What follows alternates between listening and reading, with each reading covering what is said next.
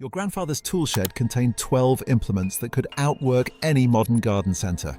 In 1952, the average British gardener spent 3 shillings on tools that lasted 30 years. Today we spend £300 annually on equipment that breaks by autumn. The weight of iron in his hands, the satisfying bite of properly tempered steel through soil, tools that sharpen themselves with use. Number 8 on this list could cultivate an entire allotment in half the time of today's rotavators. Number 3 was so effective that tool manufacturers quietly discontinued it when plastic alternatives proved more profitable. Here's what the garden industry doesn't want you to discover. Your grandfather grew more food with less effort using tools we've been convinced are obsolete. Before we start, hit subscribe because these forgotten implements might revolutionize how you garden. Let's count down the 12 British garden tools that modern versions can't match. Number 12. The draw hoe with forged eye. The draw hoe with forged eye was a staple in British gardening history, costing just 4 shillings in 1948. You'd find one in every working man's allotment from Yorkshire to Cornwall. What made these tools remarkable was how blacksmiths forged the eye and blade as a single piece, creating an implement of extraordinary strength and durability. The design wasn't accidental. The blade was set at a precise 70-degree angle that made it self-sharpening through regular use. The handle, typically made of ash, would wear smooth over decades of use, conforming perfectly to the gardener's palms. Users pulled the hoe toward the body, engaging back muscles rather than straining the arms, allowing for hours of comfortable work. The superiority of these tools becomes evident when examining why they work so well. The forged steel would hold its edge for an entire growing season without needing to be resharpened. The eye design, where the metal wrapped around the handle, prevented breakage at what would otherwise be the weakest point. The weight distribution was meticulously calculated to reduce fatigue during long cultivation sessions. Compare this craftsmanship to today's garden centre offerings. Modern hoes feature welded joints that snap under pressure, plastic handles that crack after the first winter frost, and stamped blades that dull after a single afternoon's work. You'll pay £25 for something that barely lasts a season, whereas your grandfather's tool would have been passed down through generations. What we've truly lost isn't just durability, but experience. That satisfying scrape of sharp steel through soil, tools that improved rather than degraded with age, implements that became natural extensions of weathered hands. The draw hoe wasn't just a tool, it was a companion in the garden that responded to its users' movements with predictable, reliable performance. Number 11. The billhook for hedge laying. The billhook represents a specialised tool with deep cultural significance in rural Britain. Every farm labourer carried one, as it was essential for the traditional craft of hedge laying. These weren't mass-produced items but hand-forged by village blacksmiths and often passed down through generations of agricultural families. What made the billhook special was its curved blade, perfectly designed for both cutting and splitting the woody stems of hedgerows. Fascinating regional variations developed over centuries. A Devon pattern differed from a Midlands or Yorkshire style, each adapted for local hedge types and techniques. Workers carried these tools in leather sheaths worn on their belts, and they'd sharpen them with whetstones during tea breaks to maintain the perfect edge. The social significance of the billhook extended beyond mere utility. Hedge laying competitions were highlights of county shows where skilled craftsmen demonstrated their ability to lay up to 20 yards of hedgerow per day. These weren't just demonstrations but practical work that maintained field boundaries for centuries without requiring machinery. Today's replacement methods tell a story of decline. Mechanical flails destroy the fundamental structure of hedges. Petrol-powered strimmers leave ragged cuts that invite disease, and contractors charge upwards of £15 per yard for work that's demonstrably inferior to traditional methods. The results speak for themselves. Traditionally laid hedges would last 15 to 20 years between maintenance sessions, while providing crucial wildlife habitat and preventing soil erosion. Modern methods require annual intervention that damages ecosystems and costs significantly more over time. The billhook wasn't just a tool, but the key to a sustainable landscape management system that modern technology has failed to improve upon. Number 10. The potato fork with flat tines. The potato fork represents ingenious specialization in garden tool design. Created specifically for harvesting potatoes without damage, these forks featured flat tines that slid beneath tubers instead of piercing them. From the 1890s onwards, you'd find one in every cottage garden across Britain.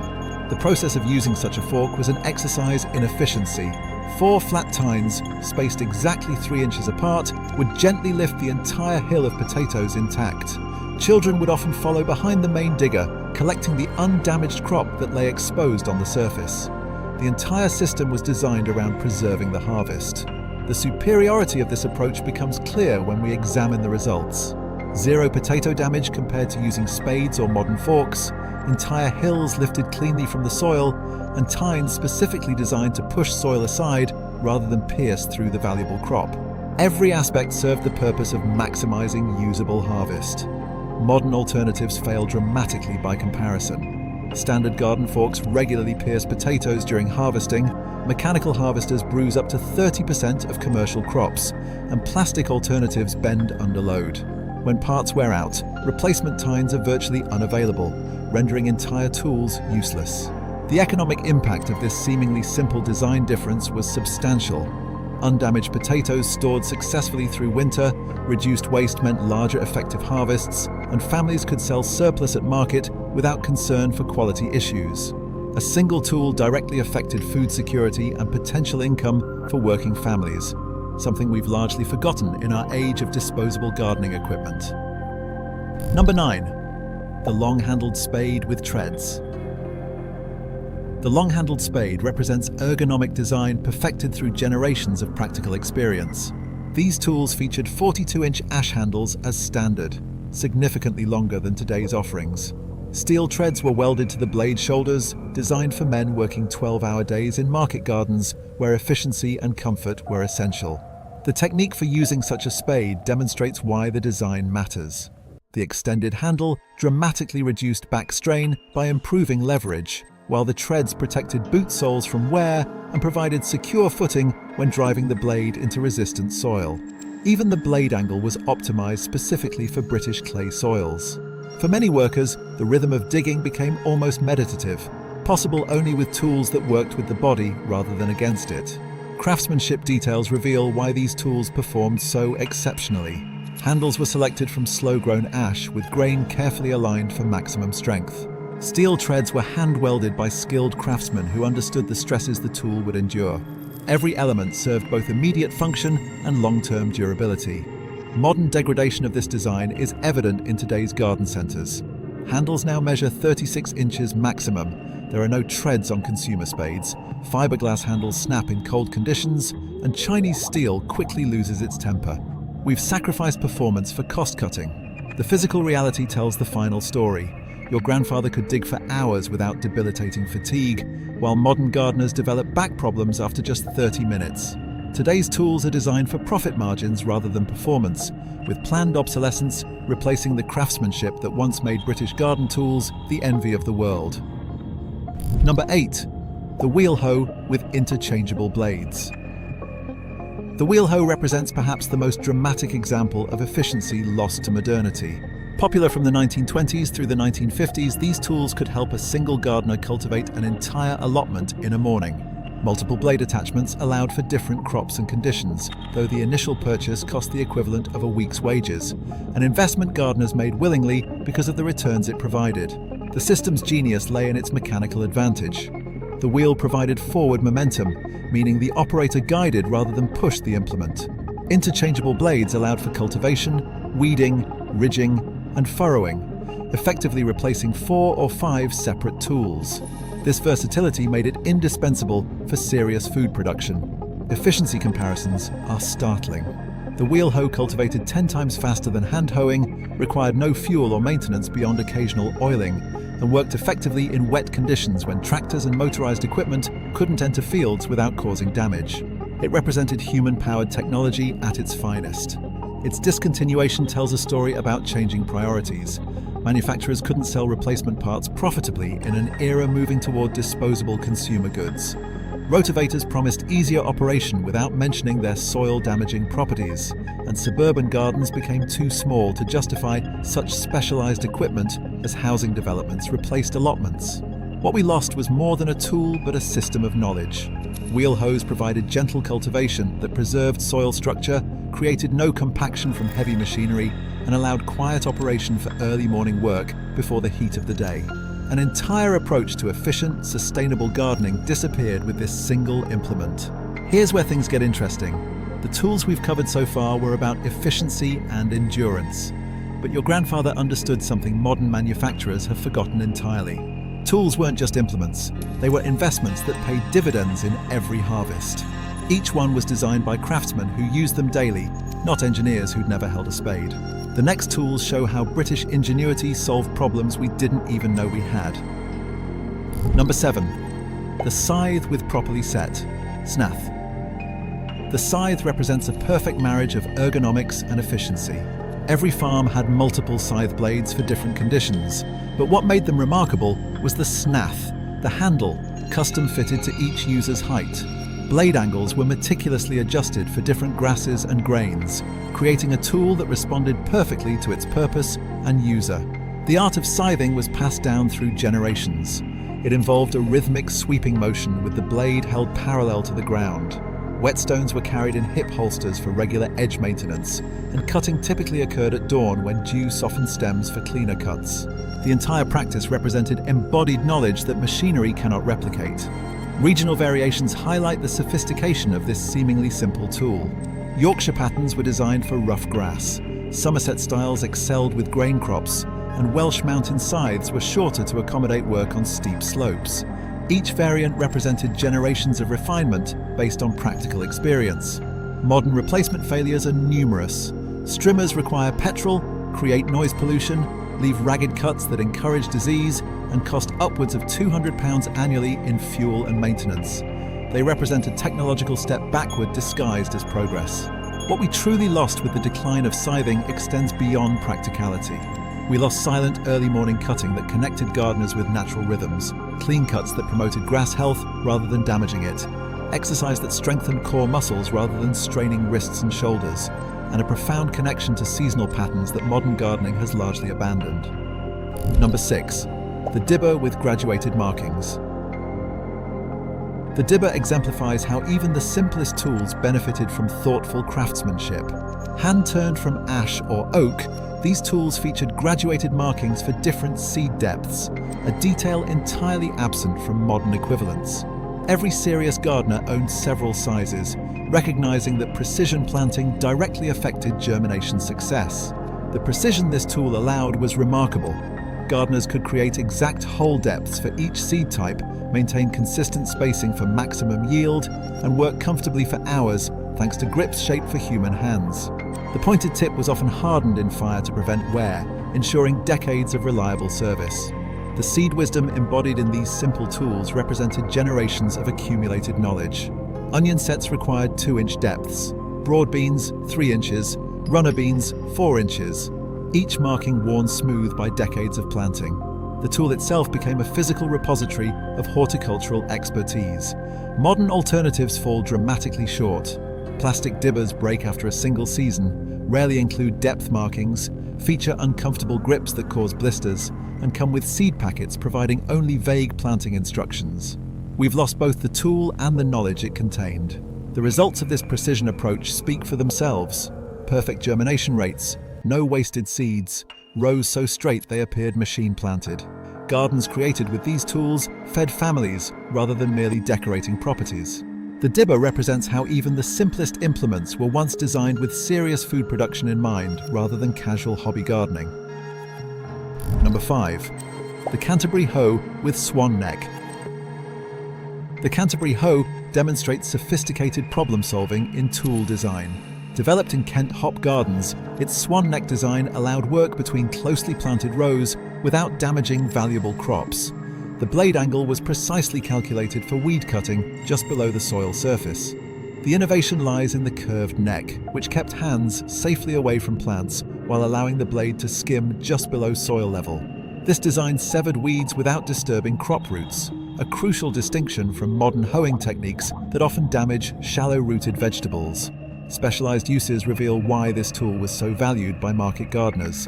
It excelled in delicate contexts: onion beds, carrot rows, herb gardens, anywhere precision mattered more than speed.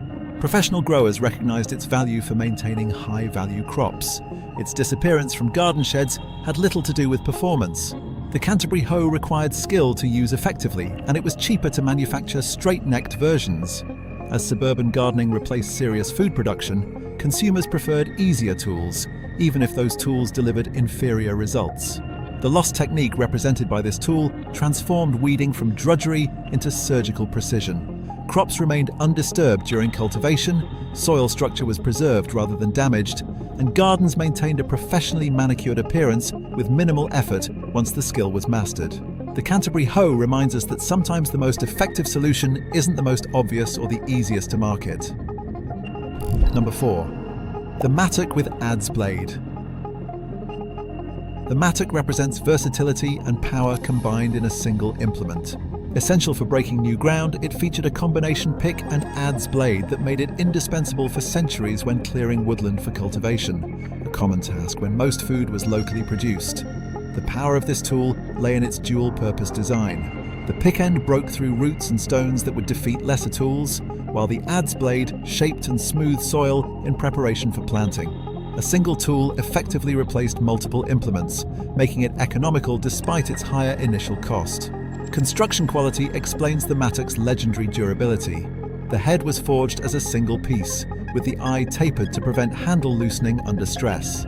Weight distribution was carefully balanced for maximum impact with minimum effort, allowing workers to break ground that would defeat most modern tools. Modern inadequacies become apparent when attempting the same work today. Multiple specialized tools are required for tasks a mattock handled alone, welded joints fail under the stress of striking roots or stones, handles split when encountering resistance, and plastic grips become slippery when wet.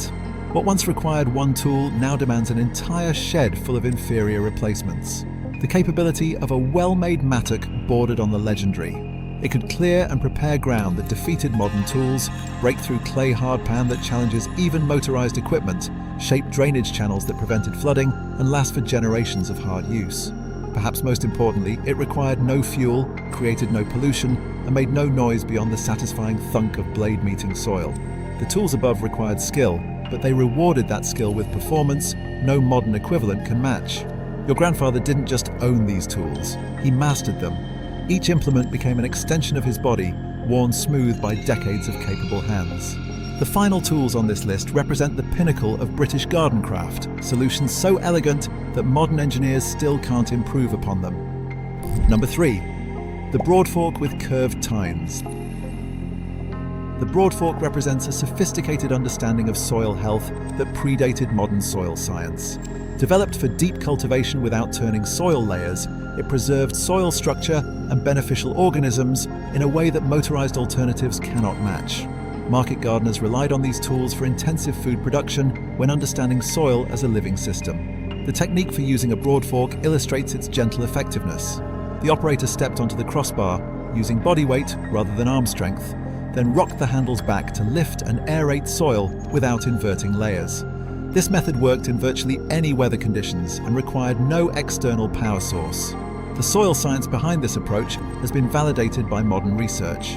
The broadfork maintained soil structure, preserved the beneficial fungal networks that support plant health, improved drainage without destroying soil biology, and prevented the formation of compacted layers that restrict root growth. Modern misunderstandings about soil cultivation become apparent when examining rotavator effects.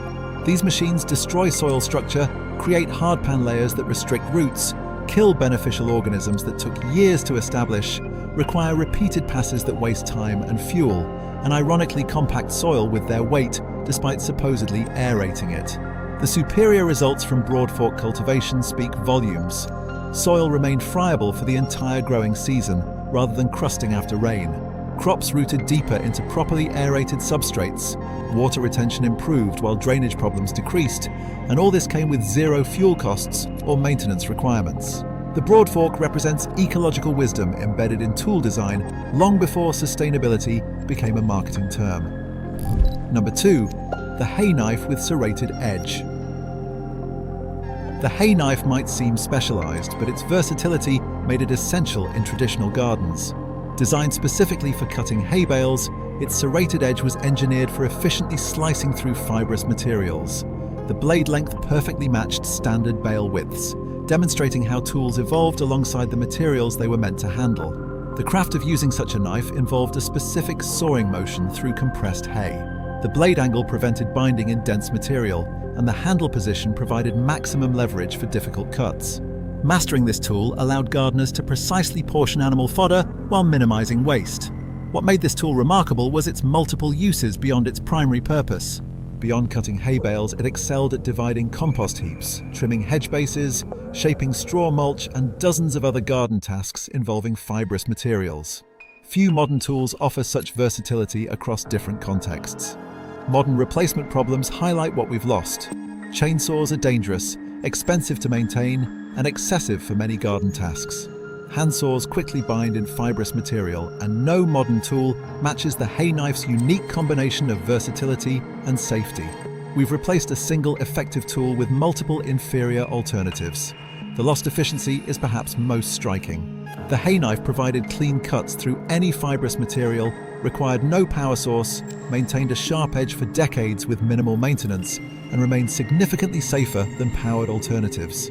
It represented a solution so perfect for its various purposes that modern technology has yet to improve upon it despite centuries of opportunity. Number 1. The traditional spade with tread and tang. At number 1, the traditional spade with tread and tang represents the foundation of British gardening expertise. This design was perfected over centuries, with every element optimized for efficiency and durability. While seemingly simple, it embodied sophisticated engineering principles developed through generations of practical experience. The engineering details reveal why these spades performed so exceptionally. Full tang construction meant the metal blade extended fully into the handle for unmatched strength. Steel treads welded to the shoulders protected boots and provided secure footing. The blade angle was specifically calculated for British soil conditions, and handle length matched to average height for optimal leverage. Construction details further separated these implements from modern equivalents. The blade was forged from a single piece of high-carbon steel, with the cutting edge hardened and tempered for durability. The socket design prevented handle loosening even after decades of use, and ash handles were selected specifically for their unique combination of strength and flexibility. The importance of this tool cannot be overstated. Every other garden task depended on proper digging, soil preparation determined harvest success, and a quality spade would last the lifetime of a gardener. It wasn't merely a tool, but the foundation of self-sufficiency and food security. Modern degradation of this design tells a story about changing values. Welded tangs fail under stress, consumer models lack treads entirely, handles are too short for proper leverage, and planned obsolescence has replaced craftsmanship as the manufacturing priority.